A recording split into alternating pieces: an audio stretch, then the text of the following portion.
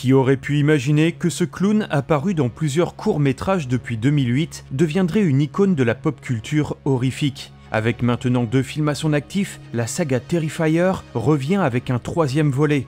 Si on savait déjà que celui-ci mettrait la barre encore plus haute pour ce qui concerne le gore, qu'en est-il de toute la mythologie autour de Art le clown et de ses origines? Pour le savoir, suivez-moi dans l'heure fantastique.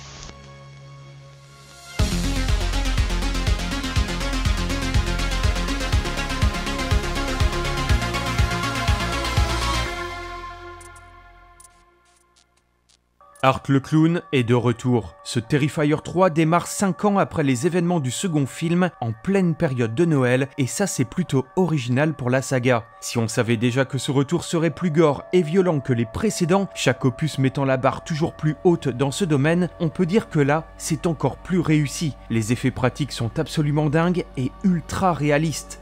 N'allez pas voir ce film si vous n'avez pas l'estomac bien accroché, car si tout le monde se souvient de la scène de la chambre dans Terrifier 2, eh bien ce que vous allez voir ici va rester collé à votre rétine pendant un bon moment, surtout la scène de la douche. Car si Art le clown se positionne maintenant sur le podium des plus grands monstres que l'on ait vus au cinéma, on peut dire qu'il ne cherche pas à lisser son travail. Au contraire, il va encore plus loin dans le gore et croyez-moi, vous serez mal à l'aise sur bien des scènes. Art est plus sadique et terrifiant que jamais et n'hésite pas à franchir certaines limites.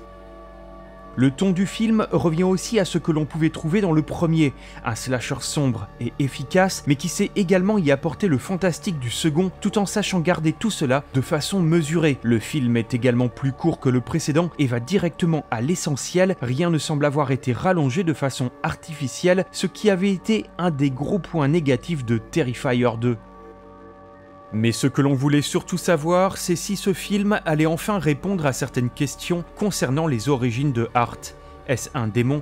D'où vient-il? Pourquoi tuer de la façon dont il le fait? Ce film apporte plus de nouvelles questions que de réponses, et je dois dire que sur ce point, ça m'a un peu déçu. Beaucoup de choses restent encore bien mystérieuses, même si l'on en apprend plus sur la nature surnaturelle de Art, sur les liens avec la petite fille ou sur le personnage de Vicky, qui ici prend une place bien plus conséquente. Beaucoup trop de choses restent encore en suspens, en tout cas on peut se rassurer car tout cela sera développé dans les opus suivants puisque l'on sait déjà qu'un 4e film est déjà en route, mais j'aurais quand même voulu en savoir un peu plus avec celui-ci. Le point négatif pour moi, c'est que le film additionne souvent scène de meurtre sur scène de meurtre en délaissant un peu trop le développement de l'histoire et ne prenant pas le temps de répondre aux questions que l'on pouvait se poser depuis le second film. Terrifier 3 semble parfois n'être qu'un empilement de scènes gore, un déchaînement de violences qui sont, je dois bien le dire, fun à voir, mais deviennent peut-être un peu lassantes à la longue car l'histoire semble être reléguée au second plan. Et c'est bien dommage car Art et tout le lore autour de lui ont un immense potentiel, surtout avec ce que l'on a pu voir dans les courts-métrages. Pour finir, on prend vraiment plaisir à retrouver ces personnages. Art est vraiment fun, la scène de la rencontre avec le Père Noël est vraiment drôle à voir, l'esthétique du film est très chouette et cette ambiance de Noël vintage apporte vraiment un plus à ce nouveau film. N'hésitez pas à me dire ce que vous avez pensé de Terrifier 3 en commentaire, à vous abonner à la chaîne si vous le souhaitez, et moi je vous dis à bientôt dans l'heure fantastique.